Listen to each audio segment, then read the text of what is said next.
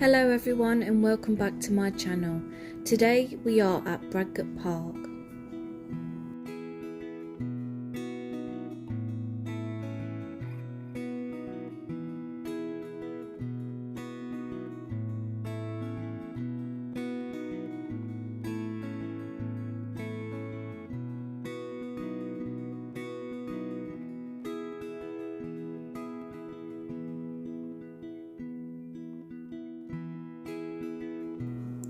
Bradgate Park is a public park in Charnwood Forest in Leicestershire, England, northwest of Leicester. It covers 850 acres. The park lies between the villages of Newtown Linford, Anstey, Cropton, Woodhouse Eaves and Swiftland.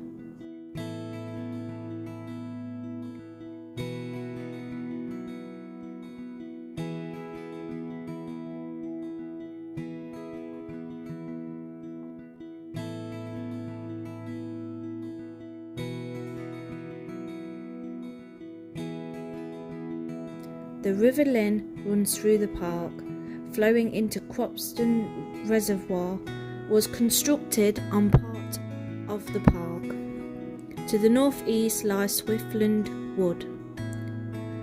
The park's two well-known landmarks, Old John and the War Memorial, both lie just above the 210 metres, that's 690 feet contour.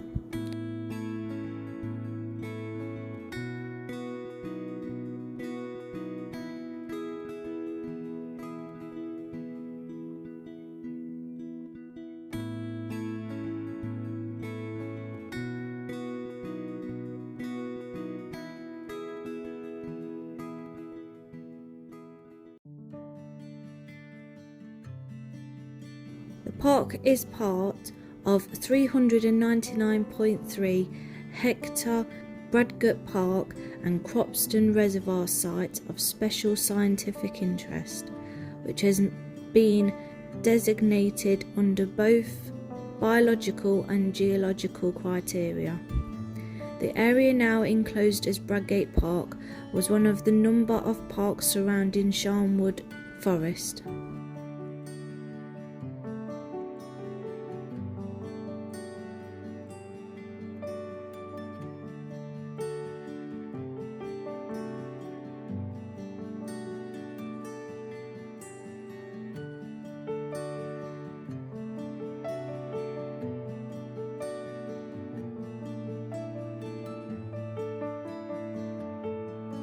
Since medieval times, it has been part of the Manor of Gruby. In the reign of Edward the Confessor, the area was owned by a landowner named Ulf. The manor, along with some 100 others in and around Leicester, was awarded to Hugh de Grandmesnil in the 11th century as reward for his assistance in battle to William I.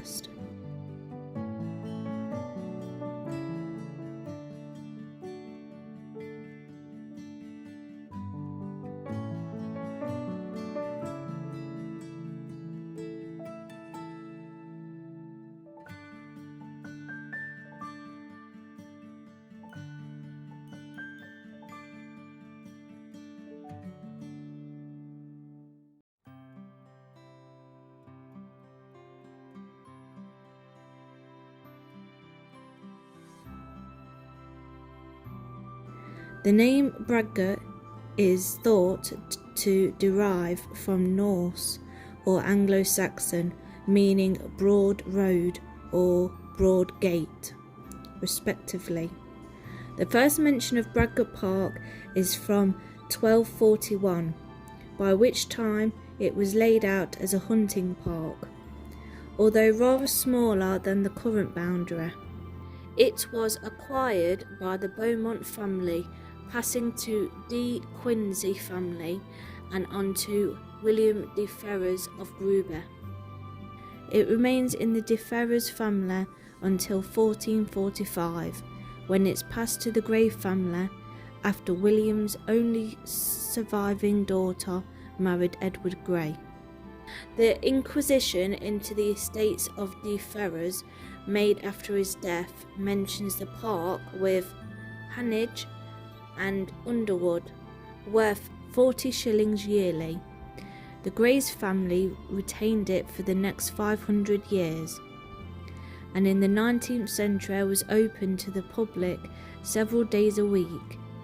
In 1928 it was bought by Charles Bennion, as a plaque in the park describes, to be preserved in its natural state for the quiet enjoyment of the people of Leicestershire.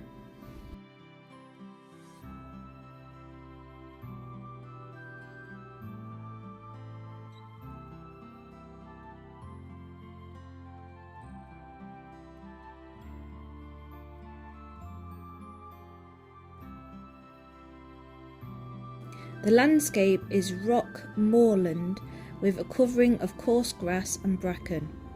Several spinneys of woodland, pine and mixed, are enclosed by stone walls and are not accessible to the public.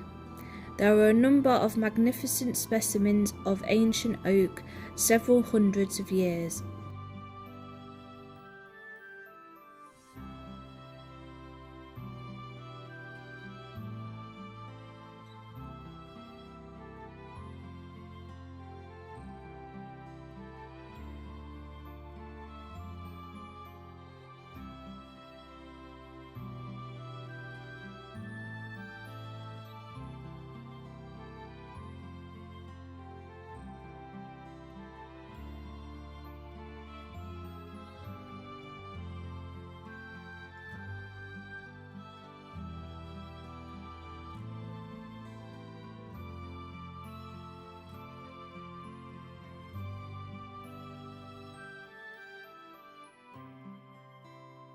The park is home to herds of red deer, fallow deer. Bird life is profuse. The reservoir attracts many species of wildfowl. As does, the river and the spinneys provide secluded nesting areas for many other species, including large colonies of rooks.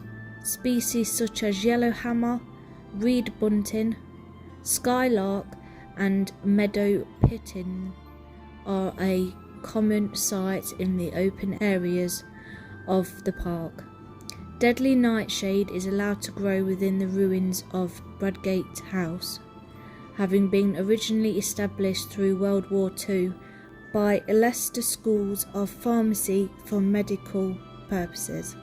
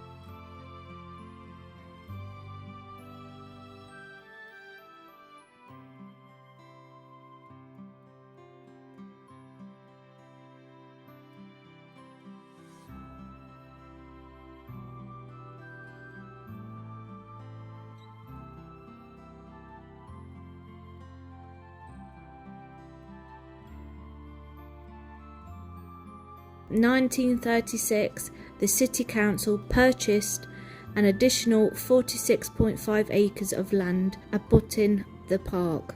The nearby Swiftland Wood had previously been sold in 1921 to the Leicester timber merchant William Gibson, who began to extract the timber with the aim of dividing up the land for building plots as it was gradually cleared. Following public concern about the threatened loss of this ancient woodland of importance for its geological, natural history and industrial history features, in 1925 the Rotary Club of Leicester, Corporation of William Gibson, bought the whole site of approximately 137 acres for preservation and to provide access to the public for recreation as a national heritage. The Rotary Club established the Swiftland Wood Trust, repaired and renewed the fences of the area, provided car parks and restored the paths, spending around £6,000 on the original purchase, fencing and landscaping. The club opened Swiftland Wood to the public on August Bank Holiday, the 2nd of August 1925, employing its own staff to manage the wood and visitors' services.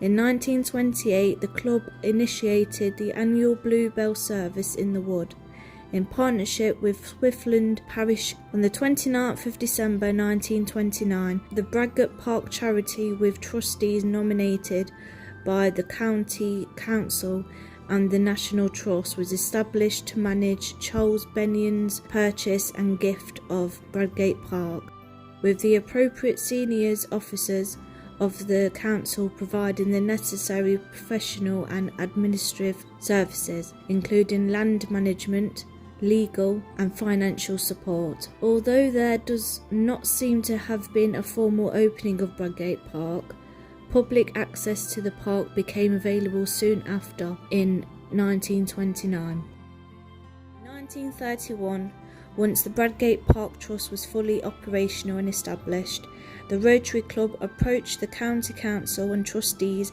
about the possibility of merging the two properties and charities under the Bradgate Park Trustee, and this was completed in 1931.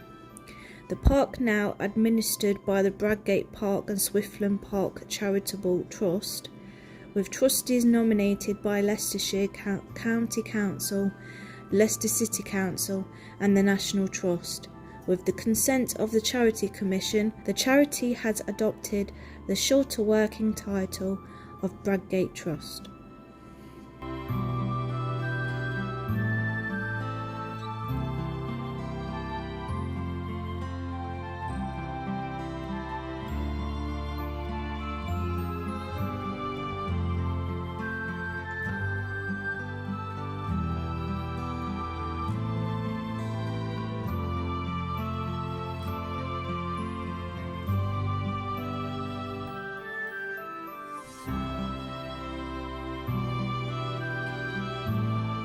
The first written reference to a deer park of Bradgate is from 1241. The park supports red and fallow deer, with a herd size of around 550 animals, of which 3/4 are fallow deer. Throughout the year, Bradgate team leads guided walks that help people understand more about these wild animals. This includes summer young deer walks, also some in the rutting season in October. The Bradgate Park herds are wild deer, and a large area of the park is kept as a sanctuary for them, with no public access.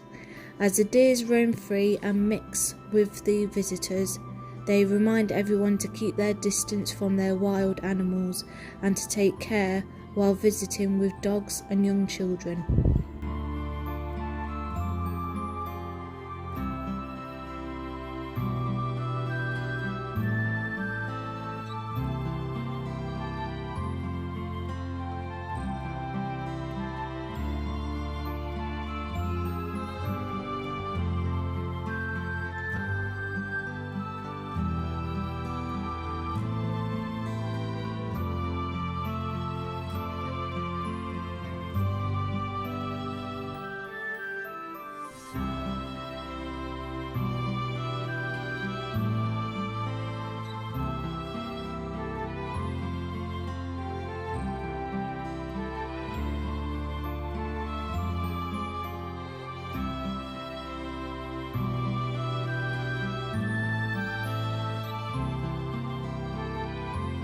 Sometime between 1066 and 1241, Bradgate was closed as a deer park, a hunting ground for Hugh or his descendants. I do not know when the first deer park was established, but the Bradgate area was enclosed before 1241. The Normans imported large herds of fallow deer from their lands everywhere else in Europe to stock their newly enclosed hunting grounds, sharing space with native roe deer. The herds of fallow deer you see at Bradgate today are the direct descendants of the fallow deer imported by the Normans to stock the deer park.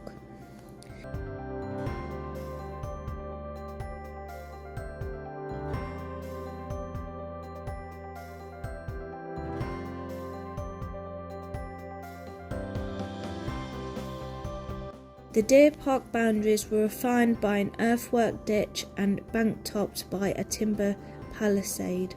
The deer park boundaries were slightly different from the present park boundaries.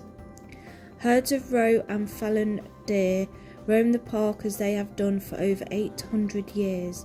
Fallow deer are suited to the open park areas, unlike native British roe deer, which prefer the wooded areas. The deer are accustomed to visitors, so you can get relatively close without alarming them. The visitor centre organises guided walks to explore the deer habitat. You can see the young stags in combat during rutting season in October.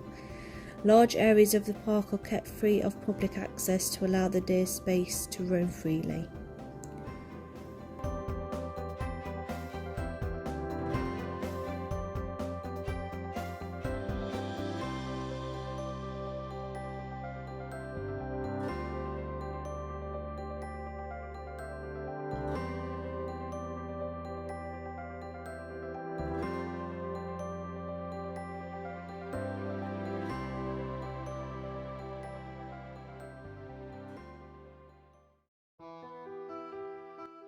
These are the ruins of a Tudor mansion house and chapel.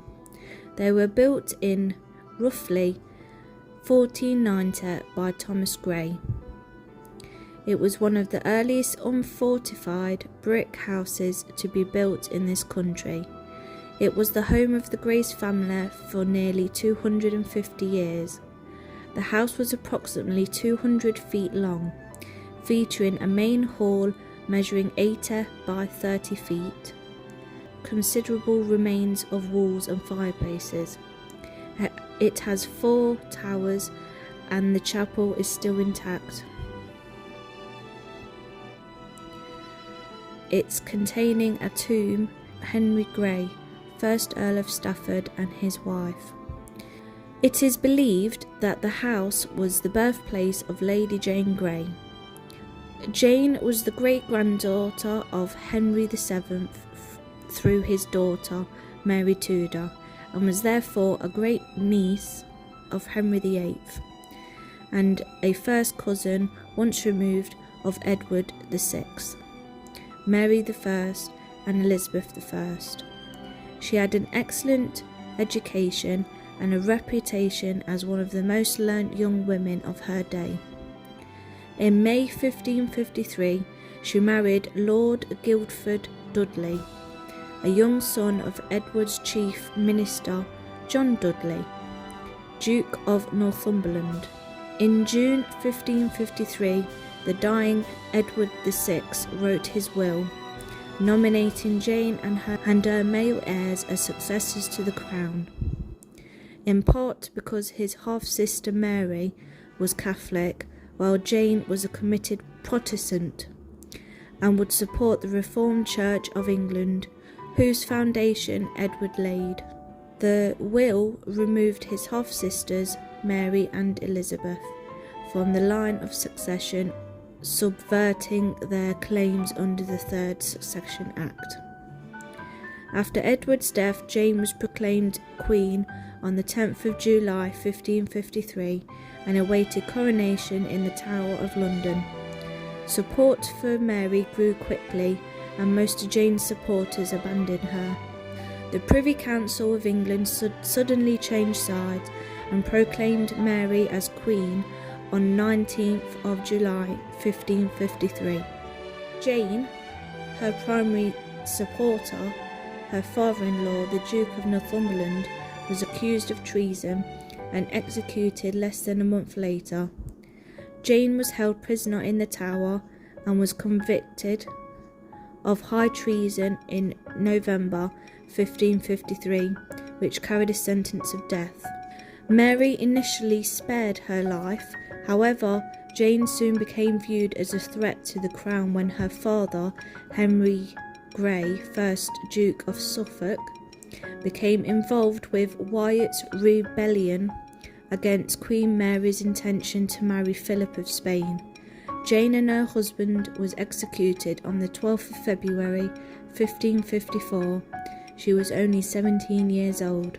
Jane and Guildford are buried in the chapel of St. Peter on the north side of Tower Green. No memorial stone was erected at their grave. Jane's father, the Duke of Suffolk, was executed 11 days after Jane, on the 23rd of February 1554. Her mother, the Duchess of Suffolk, married her Master of the Horse and Chamberlain, Adrian Stokes, in March 1555. She was fully pardoned by Mary and allowed to live at court with her 2 surviving daughters. She died in 1559. The estate passed to the Crown. Local history claims that groundskeepers marked the occasion of Jane's execution by pollarding the estate's oak trees in a symbolic beheading. In 1563, the family regained favour, and the Gruby Manor, including Bradgate, was restored to Jane's uncle, Lord John Grey of Pergo. His great-grandson was made Earl of Stafford.